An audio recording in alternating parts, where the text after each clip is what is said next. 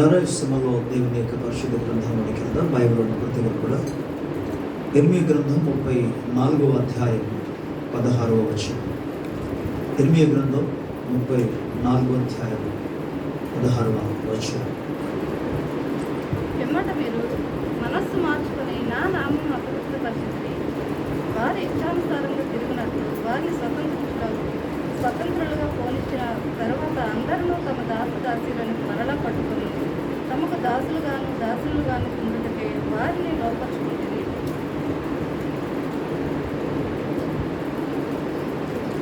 ప్రార్థన చేద్దాం. ప్రేమ కనికరం కలిగిన మా దేవాని ఘనమైన గొప్ప నామానికి మహిమ ఘనత ప్రభావాన్ని చెల్లిస్తున్నాను.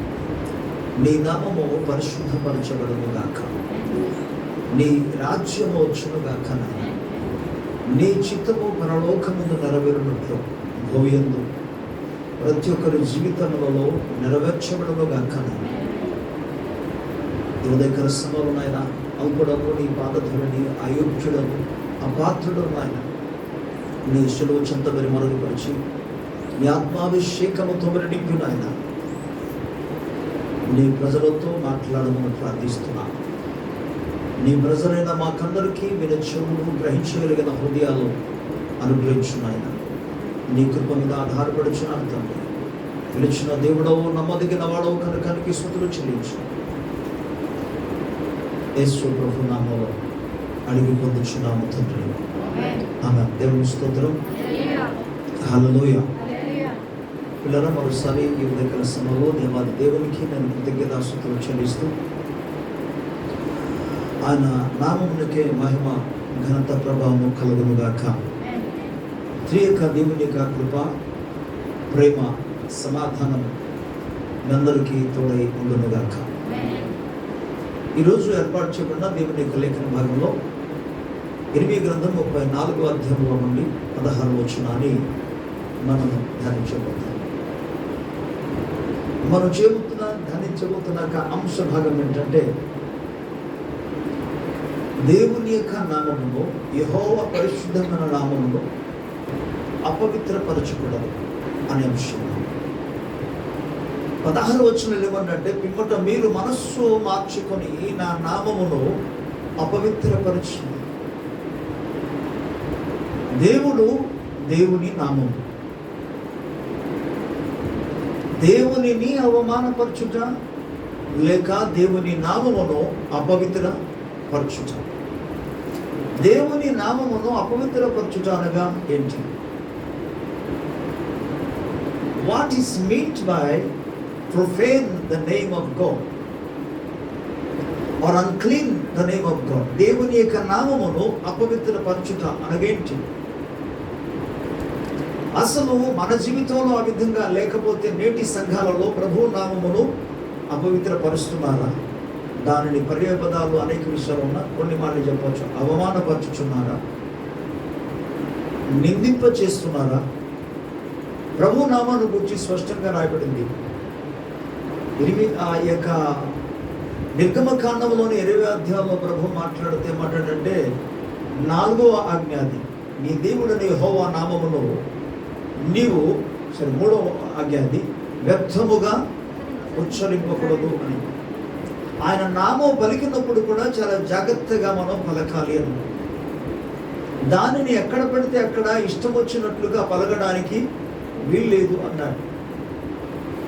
ఈ స్థలంలో మనం గమనిస్తే మీరందరూ కూడా నా నామమును అవమానపరచారు. గమనించండి, నామము అనగా ఇప్పటి కాలంలో ఉన్న సంగతులు వేరు. ఎవరికి ఇష్టం వచ్చినట్టుగా పేర్లు పెడేస్తారు. పుట్టిన పిల్లలకి వారికి నచ్చినట్టు పేరు పెడతారు. ఇక పాస్టర్ గారు ప్రార్థన చేసి ఏదో పేరు పెడతారని ఎవరు ఎదురు చూడటం. వాళ్ళు ముందుగానే పేరు సెలెక్ట్ చేసుకొని వాళ్ళకి నచ్చిన పేరు తీసుకొచ్చి పేరు పెట్టండి పాస్టర్ గారు అంటున్నారు. పాస్టర్ గారు ప్రార్థన చేసి మీకు నచ్చినట్టుగా పేరు పెట్టేస్తున్నారు, నామకరణం చేస్తున్నారు. కానీ నిజానికి పరిశుద్ధ గ్రంథం ఏం చెప్తుందంటే, పేరు అనేది అది ఒక వ్యక్తి యొక్క స్వభావమునకు సూచిస్తుంది. ప్రతి ఒక్క బైబిల్ గ్రంథంలో పెట్టబడిన ప్రతి ఒక్క వ్యక్తి పేరు, మనం ఒక్కొక్క వ్యక్తి పేరును మనం ధ్యానం చేస్తే ప్రతి పేరుకు ఒక అర్థం ఉంది. నిజానికి పేరు దేనిని బట్టి వస్తుంది? మనిషి యొక్క గుణమును బట్టి వస్తుంది, స్వభావాన్ని బట్టి వస్తుంది. కొన్ని సందర్భాల్లో వారి యొక్క ప్రకృతిని బట్టి, లేకపోతే మరి కొంతమంది వారి యొక్క క్రియలను బట్టి వారికి పేరు వస్తుంటుంది, వారి క్రియను బట్టి. ఉదాహరణకు డాక్టర్ గారు, ఆయన పేరు డాక్టర్ కాదు, కానీ అతన్ని డాక్టర్ గారు అని పిలుస్తారు. దేన్ని బట్టి వచ్చింది పేరు? తన క్రియను బట్టి, లేదా తన వృత్తిని బట్టి పేరు వచ్చింది.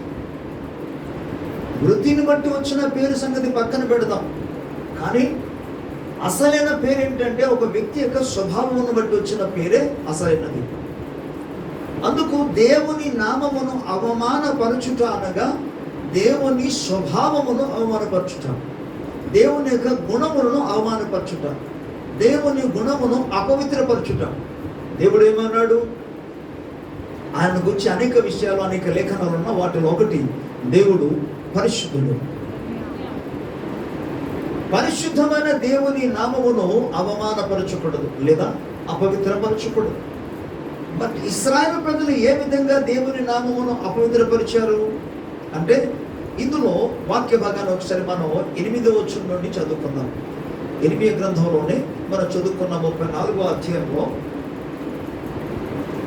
8వ వచనం నుండి నేను చదువుతాను, మీరు బైబిల్ తెరచి చూడండి. యూదుల చేత యూదులు కొలువు చేయించుకొనక తమ దాస్యములో ఉన్న హెబ్రీయులను కానీ హెబ్రీ రాండ్లు కానీ అందరిని విడిపించున్నట్లు విడుదల చాటిపోవాలని రాజైన సిద్కియా యెరూషలేములో ఉన్న సమస్త ప్రజలతో నిబంధన చేసిన తర్వాత యెహోవా యొద్ద నుండి ఇర్మియాకు ప్రత్యక్షమైన వాక్కు.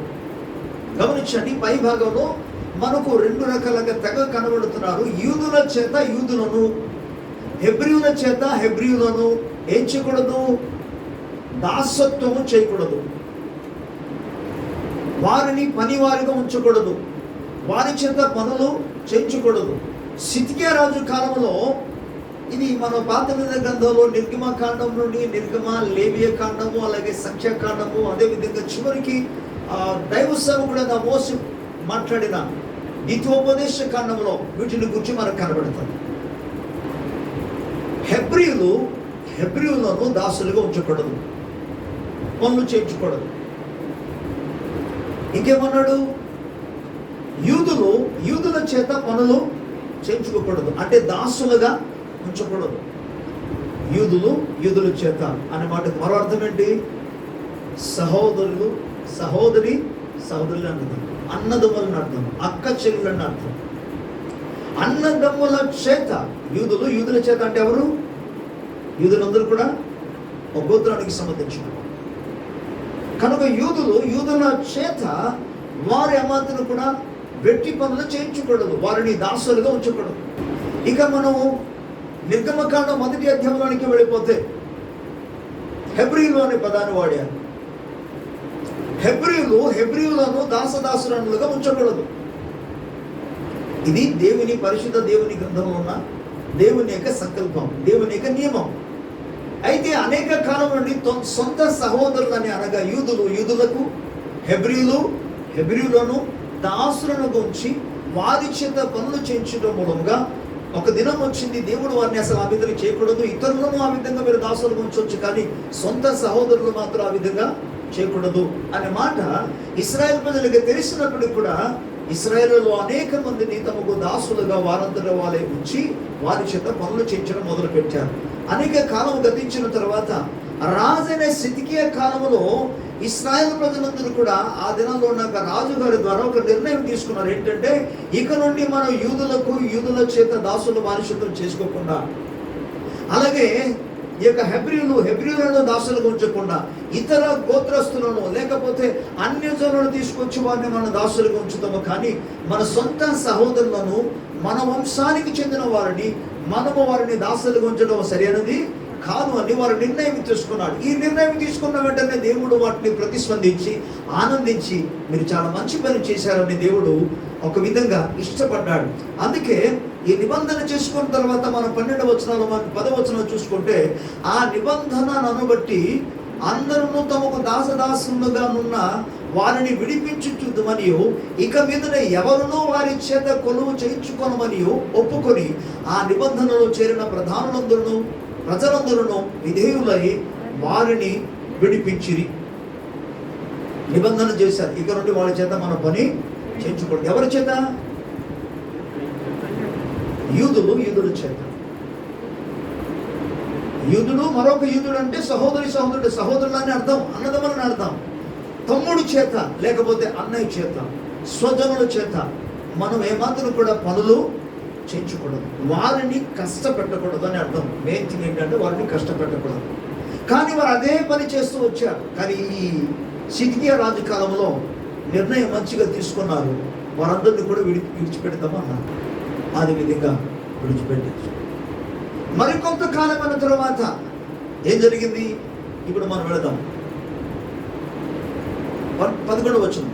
అయితే పిమ్మట వారు మనస్సు మార్చుకొని తాము స్వతంత్రులుగా పోనిచ్చిన దాసులను మరలా దాసులుగాను దాసులుగాను లోపరుచుకొని విడిచిపెట్టారు. మంచి నిర్ణయం తీసుకున్నారు, కానీ మరలా వారి చేతనే వారిని లోపరుచుకొని వారిని దాసదాసులుగా చేసుకుని. లోపరుచుకున్నాడు అనే పదానికి అర్థం ఏంటి? ఇది బలవంతంగా చేసినది కాదు. మరి ఏం చేశారు అని అంటే, వారు ఫైనాన్షియల్గా ఆర్థిక వ్యవస్థలలో సొంత సహోదరులు ఉన్నారు. ఆర్థిక వ్యవస్థలలో వారు చాలా బలహీనంగా ఉన్నారు. వారు బలహీనంగా ఉన్నారు కాబట్టి వారికి కావాలి. ఇప్పుడు ఏం కావాలి? ఆర్థిక సహాయము కావాలి. ఇప్పుడు మరలా సహాయం కావాలన్నప్పుడు ఈ అంటే ఈ యూదులలో కొంతమంది కొద్ది కలిగి ఉన్నవారు ఏం చేశారు? ఇప్పుడు నేను నీకు సహాయం చేయాలంటే మా దగ్గర నువ్వు పని చేయాలి. ఇది బలవంతంగా కాదు. నేను మీకు సహాయం చేయాలి అని అంటే మీరు నా దగ్గర పని చేయాలి. ఇక వారికి ఏరే గతి లేక, ఏరే సహాయము లేక, ఏరే మార్గము లేక, ఏముందులే బయట వాళ్ళ దగ్గర వెళ్ళి పనిచేయడం కంటే మా సొంత వాళ్ళ దగ్గర వెళ్ళి పనిచేయడం తప్పేందులైన భావనతో ఎలాగైనా మా అవసరం తీర్చబడుతుంది కదా అని చెప్పి వారు మరలా తిరిగి పనులోనికి వచ్చేసారు. సహాయం అడిగితే ఏం కోరుకున్నాడు ఈయన? సహాయం చేయాలని అడిగితే ఈ యూదుడు హెబ్రీ సహోదరుడిని, యూదా సహోదరుడిని ఏం చేస్తున్నాడు? సహాయం కోసం వస్తే సహాయం చేయటం లేదు, పనులు చేయించుకుంటున్నాడు. వారిని మరలా తిరిగి లోపరుచుకున్నారని బైబిల్ స్పష్టంగా చెప్తుంది. సత్కార్యాలు చేయడానికి ఒక వ్యక్తి నిర్ణయం తీసుకున్న తర్వాత ఆ మనస్సును మరలా మార్చుకుంటే వాడు దేవుని నామమును అపవిత్రపరచుచున్నాడు. అందుకే మరలా నేను కింద వచనాలు చదివి మీకు వినిపిస్తాను.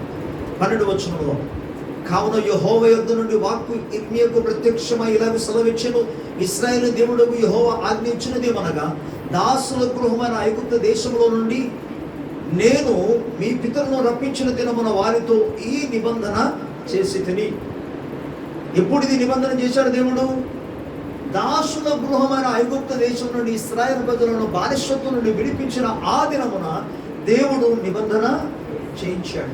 ఇశ్రాయేలు ప్రజలతో నిబంధన చేయించాడు. ఏంటంటే, మీరు ఒకప్పుడు ఐగుప్తుల దేశాలకు బానిసలుగా ఉన్నారు కనుక మీరు మీ సొంత సహోదరులకు ఏమాత్రం కూడా బానిసలుగా ఉంచకూడదు, వారిని దాసులుగా ఉంచకూడదు. ఎందుకనగా మీరు బానిసత్వం నుండి బయటికి వచ్చిన వారు, మీరు విడుదల పొందారు కనుక మీ ఆధీనంలో ఉన్న వారికి ఏమాత్రం కూడా మీరు దాసులుగా ఉంచకూడదు. ఎప్పుడైతే ఈ పని విడి చేశారో, మన 14వ వచనానికి వెళ్ళిపోదాం. నీకు అమ్మబడి 6 సంవత్సరములు కొలువు చేసిన హెబ్రీయులకు మీ సహోదరులను 7 సంవత్సరములు తీరిన తర్వాత మీరు విడిపింపవలెను. అయితే మీ పితరులు తమ చెవి యొగ్గ కన్నా మాట అంగీకరింపగా పోయింది. ఒకవేళ వారికి లేనందుకు నీ దగ్గర ఏదో సాయం కోసం తనకు సాయం కావాలని చెప్పి నీ దగ్గర వచ్చి పని చేశాడు. ఓకే, ఎంతకాలం వరకు ఉంచాలట? 6 years. తర్వాత వారిని విడిచిపెట్టాలి. కానీ నా మాటలు ఇశ్రాయేలు ప్రజలు వినలేదు అన్నాడు. అంటే నిబంధన ఏం చేశారు? నిబంధనను వారు మీరారు. మనం సేవించుచున్న దేవుడు, నమ్ముకున్న దేవుడు ఎటువంటి దేవుడు అంటే నిబంధనను స్థిరపరిచే దేవుడు, నిబంధనను నిలిపే దేవుడు, నిబంధనను నెరవేర్చే దేవుడు, నిబంధనను తప్పిపోని దేవుడు, నిబంధనను అన్నాడు కూడా కొట్టివేయనిది, నిత్య నిబంధన చేసే దేవుడు. అయితే ఇశ్రాయేలు ప్రజలు చేసిన నిబంధన విషయంలో వారు విఫలమయ్యారు. ఎప్పుడైతే వారు విఫలమయ్యారో దేవుడు అంటున్నాడు, మీరు నా నామమును అపవిత్రపరిచారంటాడు. ఇప్పుడు మనం వెళదాం, మన కిందకి వెళ్ళిపోదాం. కింద భాగాలు ఏమంటాడో మనం చూద్దాం. మీరైతే 15 వచనం, ఇప్పుడు మనస్సు మార్చుకొని ఒక్కొక్కడు తన పొరుగు వానికి విడుదల చాటించమని చెప్పి నా పేరు పెట్టబడిన ఈ మందిరమును నా సన్నిధిని నిబంధన చేసి తిరిగి నా దృష్టికి యుక్తమైనదే చేసి తిరిగి పిమ్మట మీరు మనస్సు మార్చుకొని నా నామమును అపవిత్రపరిచితిరి. మంచి చేద్దామనుకున్నారు, మంచి నిర్ణయాలు తీసుకున్నారు, వారిని వదిలేద్దామన్నారు, కానీ మరలా తీసుకొచ్చి వారిని మీరు దాసులుగా చేశారు. ఇలాగను మీరు చేయడం ద్వారా మీరు నా నామమును అపవిత్రపరిచారు. దేవుని నామమునకు అపవిత్రపరిస్తే అసలు ఏం జరుగుతుందో తెలుసా? మరలా మీకు చెప్తున్నాను, నామము లేదా పేరు అంటే దాని అర్థం ఏంటి? స్వభావము లేదా గుణశీలము, క్యారెక్టర్, ఒక వ్యక్తి యొక్క స్వభావమే ఆయన పేరు తెలియజేస్తుంది. కనుక దేవుని నామమును అంటే నిబంధనతో కూడిన దేవుడు కనుక నిబంధనను ఒక వ్యక్తి రద్దుపరచున్నప్పుడు ఆయన దేవుని నామమును అపవిత్రపరచును. సింపుల్గా మీకు చెప్తాను, లేఖనాలు కొన్ని చూపిస్తాను, కానీ సింపుల్గా చెప్తున్నాను, వినండి. దేవుడు పరిశుద్ధుడు. నీవు అపవిత్రంగా జీవించుతున్నప్పుడు ప్రభు నామము పెట్టబడి ఉండి అపవిత్రంగా జీవిస్తే ప్రభు నామమును నీవు అపవిత్ర పరుస్తున్నావు. దేవుడు ప్రేమ కలిగిన వాడు. నువ్వు ప్రేమకి ప్రతిబదులుగా ప్రభు నామము పెట్టుకొని, ప్రభు పేరు పెట్టుకొని, ప్రభు బిడ్డని పిలువబడుతూ నీవు కానీ క్రోధము కలిగి, కక్ష కలిగి, భేదము కలిగి, ఇతరులను హింసించుచు ఈర్ష్య కలిగి జీవిస్తుంటే నీవు ప్రభు నామమును అపవిత్ర పరుస్తున్నావు. ప్రభు సెలవిస్తున్న మాట ఏంటి? నా నామమును అపవిత్రపరచకూడదు. అందుకే పేరు అన్న వెంటనే చాలా మందికి పేరు కదా అనుకుంటున్నారు. పేరు కాదు, స్వభావము. పేరు కాదు, గుణశీలము. ఇక బైబిల్ గ్రంథాలు మన ఛానల్ లేఖనాలు మనం చూడగలం. ఆయన దయ కలిగిన, ఆయన కనికరము కలిగిన దేవుడు. దయ, కనికరం, జాలి, కరుణ, కటాక్షము కలిగిన దేవుడు, వాత్సల్యము గల దేవుడు. ఆయన దేవుడు కాబట్టి అనుకుందండి, మనకెందుకు ఉంటుంది అంటారా?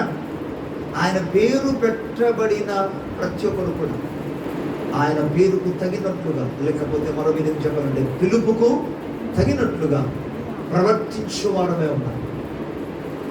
ఆ విధంగా మనం నడుచుకోవాలి. లేకపోతే ప్రభు నామమును అపవిత్రపరిచినట్లు.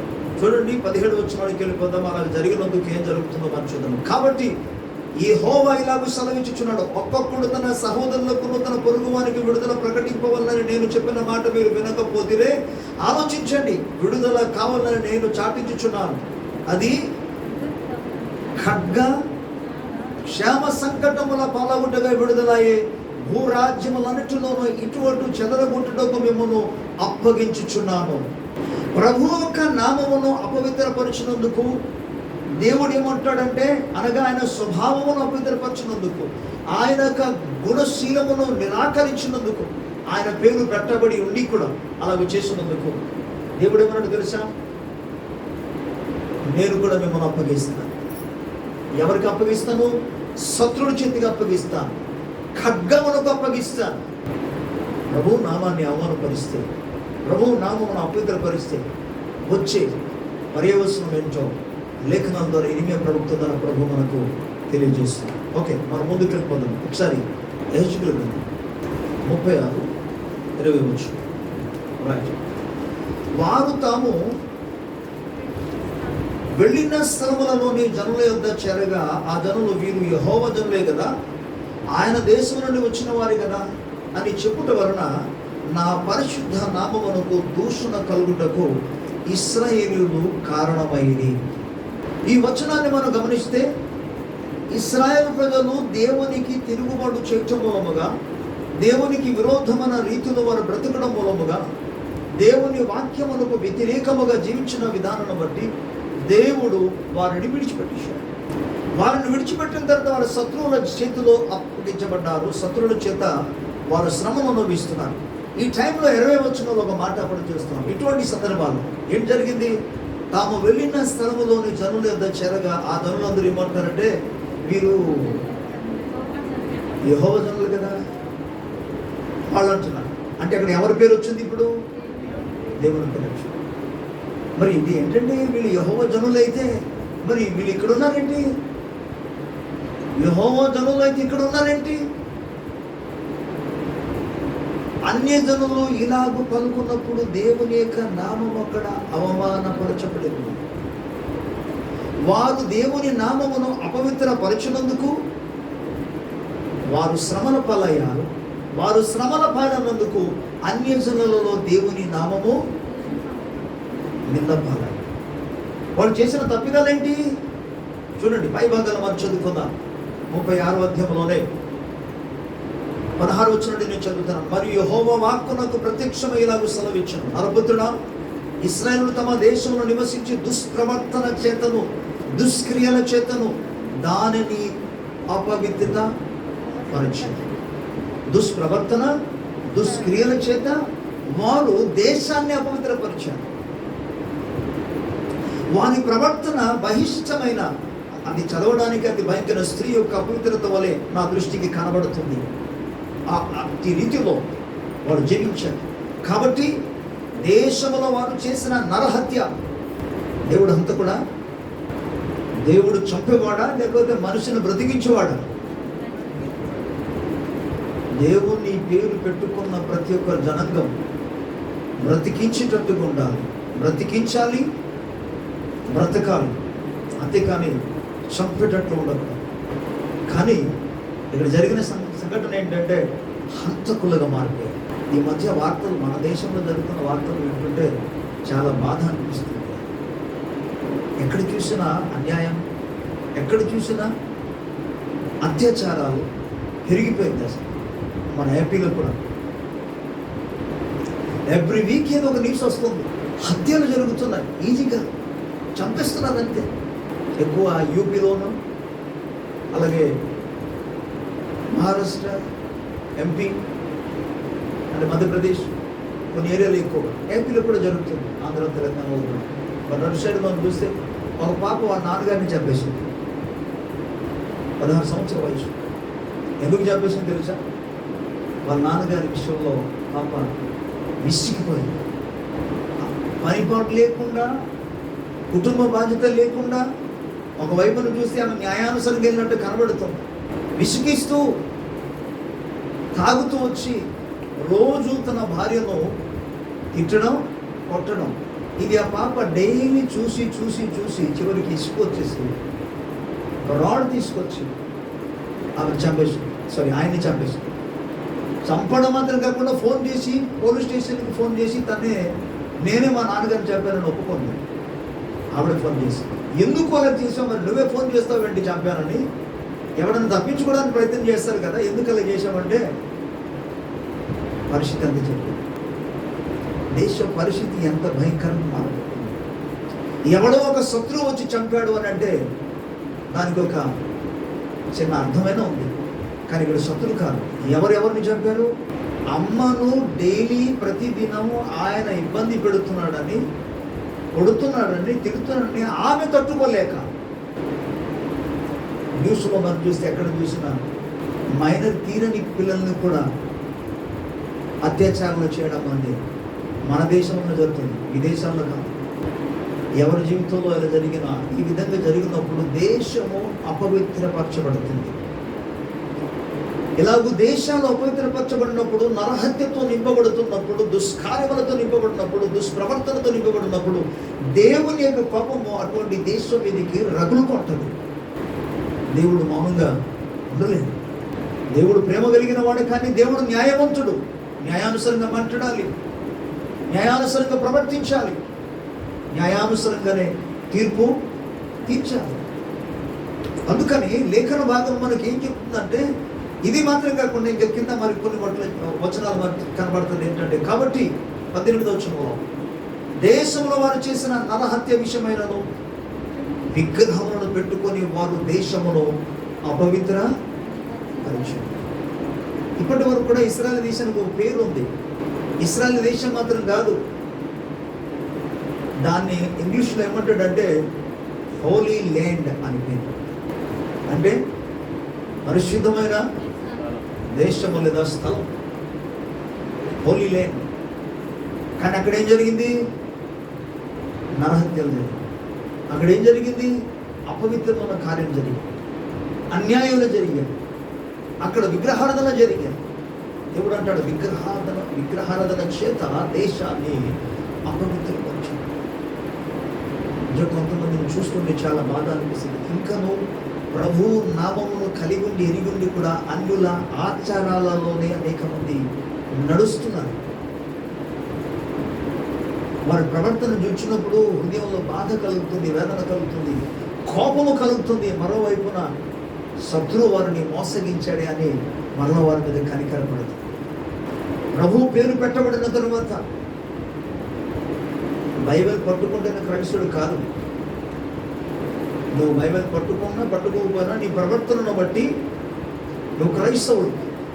నమ్ముకున్న విశ్వాసాన్ని బట్టి నువ్వు క్రైస్తవుడు. కనుక క్రీస్తు పేరు ఒకసారి పెట్టబడిన తరువాత నీవు ఆ పేరుకు తగినట్టుగా మహిమపరిచే విధంగా ప్రవర్తించాలి. కానీ ఆ పేరుకు అవమానాన్ని ఎన్నడూ కూడా తీసుకొని రాకూడదు. అనగా నీవు ఆ విగ్రహార్థకులైతే అన్యజనులు చేస్తున్న ఆచారాలలోనికి వెళ్ళి నీవు ఆయన నామమును అవమానపరచవద్దు. ఆ విధంగా చేస్తే నువ్వు ప్రభు నామాన్ని అవమానపరుస్తున్నావు. అసలు దేవుని దగ్గర లేనిది ఏముంది? అక్కడ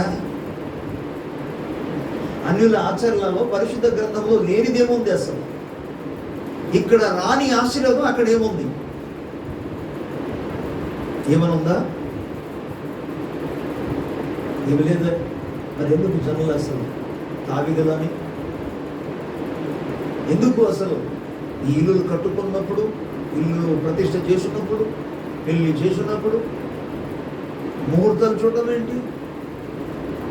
ఇంకా కార్డుకి ఏ కార్డు?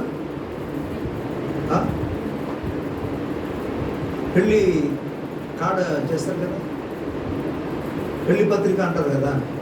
పెళ్లి పత్రికకి ఈ కోసం నా కోసం ఏదో రాస్తుంది. ఏంటది? పసుపు కోసం.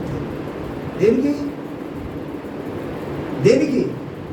ఎవరు చెప్పారు? అసలు నువ్వు క్రైస్తవుడేనా? అసలు క్రీస్తు పేరు పెట్టబడి నువ్వు జీవిస్తున్నావా, ప్రవర్తిస్తున్నావా? ఇప్పుడు పండుగ కాలం, ఇప్పుడు అన్యజనుల పండుగ కాలం. ఈరోజు అసలు వాళ్ళ పండుగ ఇదే టైంలో కొంతమంది వస్తారు. చాలాసార్లు చెప్పాను, ఇప్పుడు కూడా చెప్తున్నాను. ఈ పండుగ టైం వచ్చినప్పటికీ కొంతమంది వచ్చి దసరా మామూలు అంటారు. ఇవ్వకూడదా? నన్ను అడిగితే నేను చెప్తాను, వాక్యానుసరంగా ఇవ్వకూడదు. వాక్యం చెప్పేస్తున్నాను పాస్టర్ గారు, అసలు మీరు ఇస్తున్నారు ఇవ్వటం లేదా? మీరు చెప్పండి. పాస్టర్ గారు ఇవ్వటం లేదని నేను చెప్తున్నాను. దసరా మామూలు ఎవరు చూడండి. నేను వాడికి చెప్పింది ఒకటే, నువ్వు ఎలక్ట్రిసిటీ బిల్ కట్ చేసే వ్యక్తి ఓకే, నువ్వు మున్సిపాలిటీ వాడు ఓకే, నేను కాదన్నాను. నువ్వు క్రిస్మస్ టైంకి రా, నేను క్రిస్మస్ టైం ఆ టైంలో ప్రత్యేకంగా ఎవరు వస్తారండి? ఇప్పుడే అందరితో అలగడం అవన్నీ కాదు. నీవు రాకపోయినా ఆ టైం వచ్చిందంటే, ఆ మంత్ వచ్చింది, ఆ నెల వచ్చిందంటే నేనే నీకు ఇస్తాను.